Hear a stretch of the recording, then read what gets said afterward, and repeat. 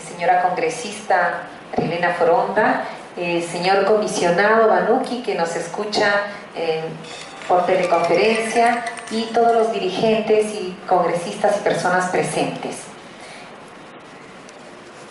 Quisiera anotar algunos de los elementos del marco jurídico de los casos que aquí se han presentado, porque los casos que aquí se han mencionado no son únicos, sino que representan la problemática de los pueblos. Y es importante tener en cuenta que en estos casos se han violado estándares internacionales respecto de los cuales el Estado peruano ya está obligado a cumplir. En este sentido, quisiera ir anotando que el Estado peruano está vinculado por el artículo 55 de la Constitución al cumplimiento de todos los tratados internacionales que forman parte del derecho nacional. Igualmente, la cuarta disposición final transitoria de la Constitución dice que las normas constitucionales se deben interpretar de conformidad con los tratados internacionales. E inclusive el título quinto del Código Procesal Constitucional establece que se deben considerar como parte de ese derecho internacional no solo los tratados, las declaraciones, sino también la jurisprudencia de las cortes y tribunales internacionales. ¿Qué quiere decir? Que en el Perú no solamente hay que aplicar los decretos y las leyes como suele ocurrir, sino fundamentalmente la Constitución interpretada de conformidad con el derecho internacional. Y este es el problema que hemos visto en estos casos, que no hay una aplicación de esos estándares, que lo que se está aplicando a veces son decretos o normas de inferior categoría, o peor aún, hay flagrantes violaciones a los derechos respecto de los cuales el Estado está vinculado. Un primer punto es el que ha mencionado la Federación de la Nacionalidad Achuar del Perú. Se refiere a la personalidad jurídica. A lo largo de la historia en el Perú ha habido una serie de cambios desde los procesos de invasión y las diferentes políticas aplicadas, y las distintas constituciones y leyes han utilizado diferentes categorías jurídicas, como por ejemplo, en la época colonial, pueblos de indios, y luego desde 1920 se ha utilizado las palabras comunidades de indígenas, y en la reforma agraria se introdujo la categoría comunidades campesinas, comunidades nativas. Luego las rondas campesinas se autodenominaron de esa manera, y el Perú ha ido posteriormente ratificando tratados de pueblos indígenas. ¿Qué es lo que pasa? El convenio establece y reconoce la autoidentificación, y nuestra Constitución también reconoce la autonomía. E inclusive la Declaración de Naciones Unidas en el artículo 9 dice que no puede haber discriminación si un pueblo se organiza o reconoce como comunidad o como nación. Sin embargo, ¿qué pasa con el pueblo achuar del Pastaza? No le quiere el Estado reconocer como nación. Dice que tiene que solamente ser titulado y reconocido como comunidad nativa. Es decir, un pueblo que tiene 45 comunidades quiere fragmentarlo en 45 pedacitos. ¿Esto qué significa? Que está violando esos derechos, y sin personalidad jurídica un pueblo luego no puede defender su territorio ni otros derechos. Esto le dificulta el ejercicio de su vida jurídica. Y lo mismo pasa con las prácticas institucionales. El Viceministerio de Interculturalidad, en vez de respetar la autonomía y la autoidentificación, es la que ha empezado a definir a quién se le aplican los derechos indígenas y a quién no. Y ha emitido opiniones diciendo que a las rondas no se les aplica los derechos indígenas, o inclusive en el caso del pueblo de la nación achuar, dice que no se le aplica porque la ley no habla de naciones, sino que la ley habla de comunidades. Lo mismo pasa, comisionado Banuki, con el caso de la comunidad urbana que usted ha conocido, Shipibo Coniva. El Estado no le quiere titular ni reconocer como comunidad urbana porque dice la ley solamente habla de comunidad nativa, cuando tenemos un marco internacional que reconoce a los pueblos cualquiera sea su forma de denominación u urbanización. Entonces este es un primer punto en el que el Estado solamente se está centrando en lo que dice la Ley de Comunidades Nativas o Campesinas y no quiere leer esas normas de conformidad con los tratados internacionales. Tenemos ahí la jurisprudencia, Carlos, la jurisprudencia que como usted conoce, que justamente ya establece el derecho a la autoidentificación. Avanzamos. Cuanto a la propiedad territorial, la jurisprudencia de la Corte Interamericana, el convenio 169 de la OIT, el artículo 14, reconocen propiedad territorial. Nuestras constituciones desde 1920 en adelante reconocen la propiedad de las tierras de los pueblos y le reconoce autonomía en el uso de sus tierras.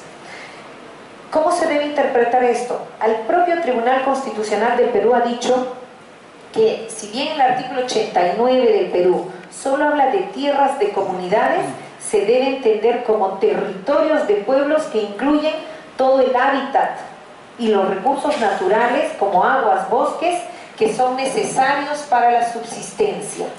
Sin embargo, en el caso de pueblos amazónicos, como los aquí presentes, la Federación de la Nacionalidad Achuar del Perú o la propia Comunidad Nativa Tres Islas, el Estado no quiere reconocer la propiedad de los bosques a los pueblos.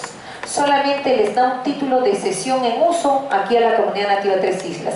Y a la Nación Achuar ni siquiera le quiere dar ningún título de propiedad porque el Viceministerio de Interculturalidad, el procurador, perdón, del Ministerio de Cultura ha dicho en un proceso que eso afecta a la geopolítica nacional. Entonces nos encontramos con funcionarios y normas que desconocen este derecho.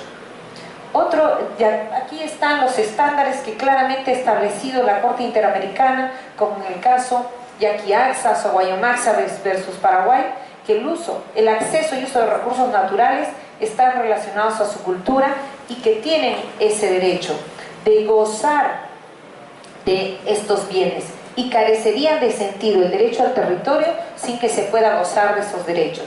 Y sentencias como las de Aguas Tigni establecen la propiedad de los territorios que ocupan de alguna manera. Hay otro estándar claramente establecido por la Corte Interamericana, que es el aseguramiento de la propiedad territorial antes de que el Estado pueda dar concesiones. Y en todos los casos aquí presentados, en el caso de Tres Islas, de la Federación de la Nacionalidad Achuar del Perú y cualquier otro caso que podamos ver en el país, como ha mencionado también la vocera del pacto, el país en la costa, la sierra y la selva está totalmente concesionado para actividades mineras en la sierra, para actividades agrícolas y forestales, costa y selva, y para actividades petroleras en la selva. Como ya mencionó el pueblo achuar, el 100% de su territorio está superpuesto a lotes petroleros. Sin embargo, ellos no tienen un título de propiedad.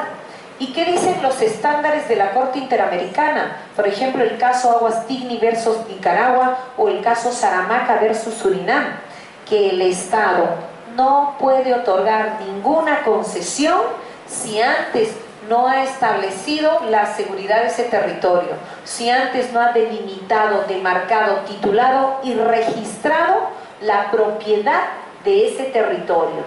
Y esto se está violando en todos los casos.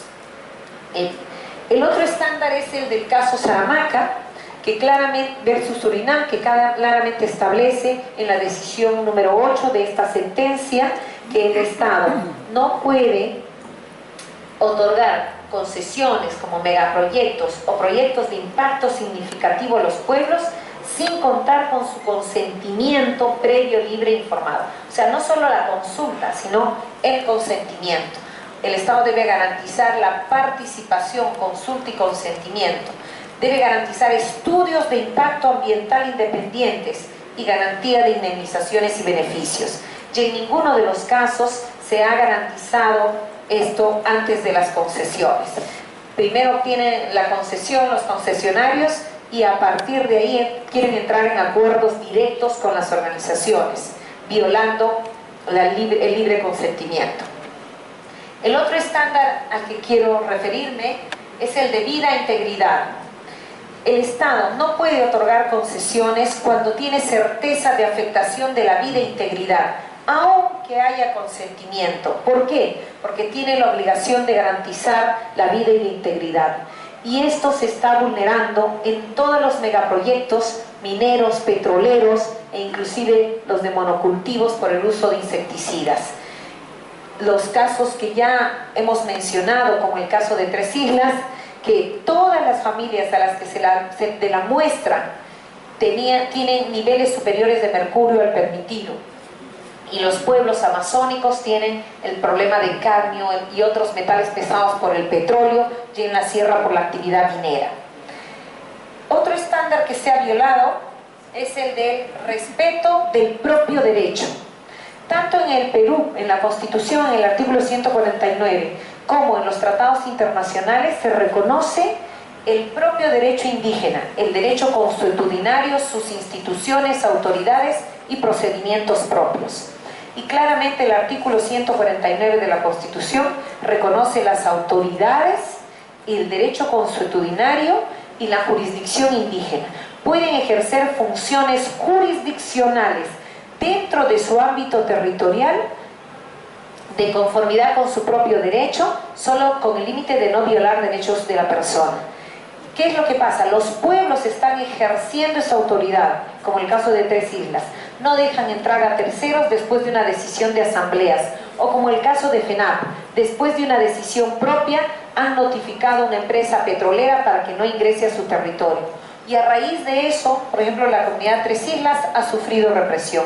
Igualmente las rondas campesinas a lo largo del país ejercen funciones jurisdiccionales no solo reconocidas, no solo por derecho intrínseco, sino por reconocimiento constitucional e internacional, y a raíz de ello sufren represión.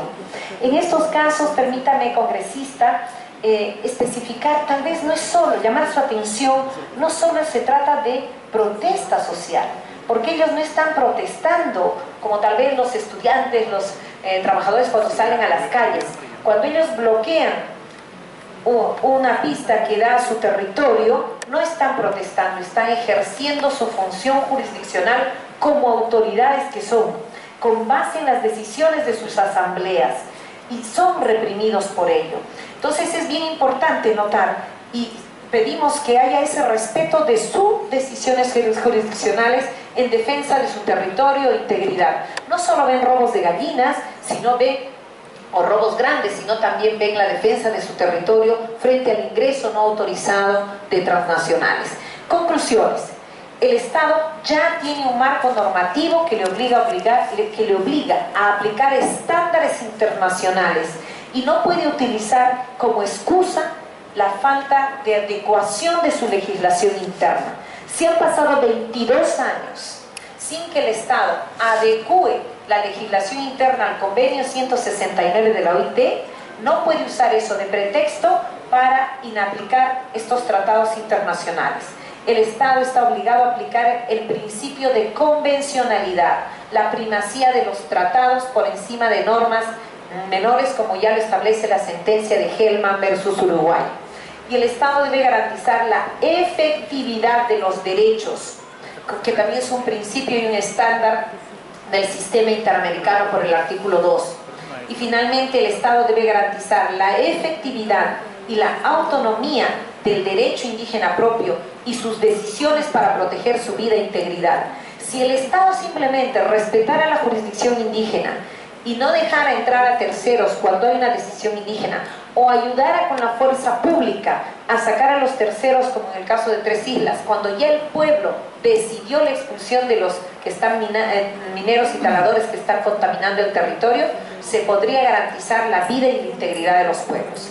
Muchas gracias por este apretado marco jurídico, pero creo que lo importante es dejar en mesa que ya hay un marco que se debe cumplir para la garantía de la vida, la integridad y la dignidad de los pueblos. Muchas gracias.